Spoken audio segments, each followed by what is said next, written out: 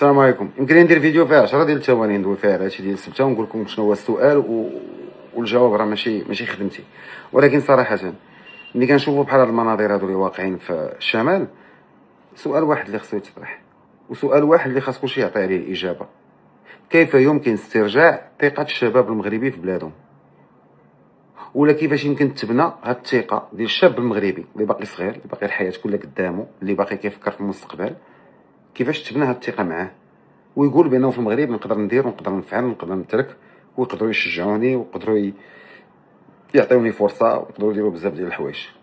انا شي هاد لي فاغ هادو الامواج الهجره اللي كتوقع بهذا الشكل اللي هو عشوائي وفيها شويه ديال الشوا ما كتصدمنيش.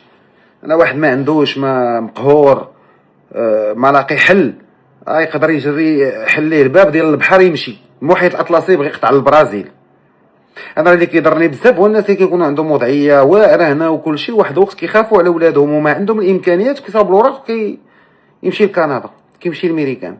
يعني حنا حتى مع الطبقه المتوسطه العليا، وحتى مع الناس اللي قراو وخداو الدبلومات ديالهم، وحتى مع الناس اللي هاد البلاد خيرها كبير عليهم، يعني جابوا الدبلومات ديالهم هنا في المغرب وقراو في مدارس وجامعات مغربيه وقراو فابور وخدموا وقدروا يديروا مشروع ونجحوا ماديا، واحد العقل كيقول لهم زهق بوليداتك لكندا ولا الامريكان، تما المستقبل احسن. كيقول لك انا كنشري مستقبل لولادي.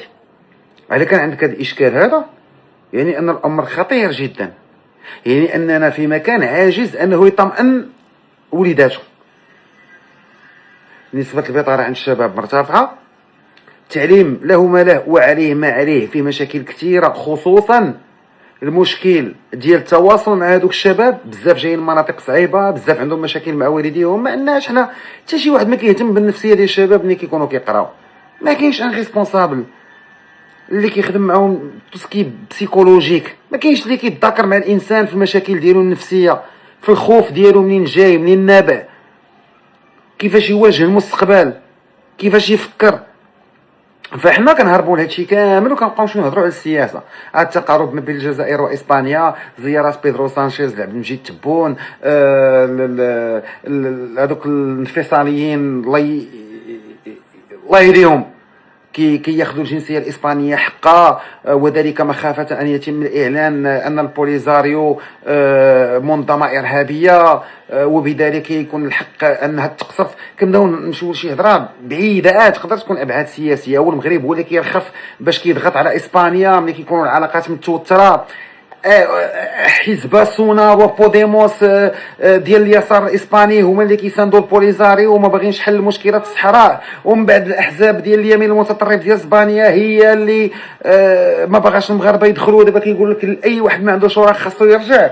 هادشي زوين ملي كتكون كتناقشوا على مستوى الصحافه باش تبان قاري، ولكن باش دير خدمتك خاصك تعرف علاش هاد الناس فاقدين الثقه في البلاد، وعلاش ما كتشفعش حتى شي قصه النجاح في عينيهم. لينا ولا عندنا واحد المرض ديال اي واحد دار شي حاجه في هذه البلاد كنشكو، كنقولوا شكون اللي عطاه وشكون اللي دار ليه وباك صاحبي ومدفوع وكل شيء. انا ما كنقولش هادشي ما كاينش، ولكن في المخيله الجماعيه هادشي كثر بزاف من داكشي اللي حنا كنعتبروه. وكونوا متاكدين بان العدد بشحال ما مشى راه قليل مقارنه بدوله فيها 37 مليون واحد، ولكن شحال من واحد كيفكر يدير نفس الشيء الا كانت عنده الفرصه. فمن بعد ايبيزود 2021 ولا من بعد الحلقه ديال 2021 نمشيو فيها 8000 واحد، غنشوف هاد الحلقه هذه كي غتسالي. واللي نبغي نقول هو انه النجاح يقدر يكون في اي ارض الدراري.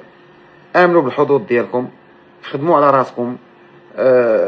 بما انكم في واحد البلاد اللي فيها الاستقرار، هذا عامل حاسم خصكم تلعبوا عليه. راه في اوروبا ما تلقاوش عباد الله يحلل لكم البيبان ويعطيكم ما بغيتو. الا ولا كنتي ما معلم لا حرفه ما قاري ما حتى شي حاجه، والله ما كاين اللي يشوف فيك وضرب تماره 70,000 مره اكثر من المغرب، ما كاينش اللي يعقل عليك.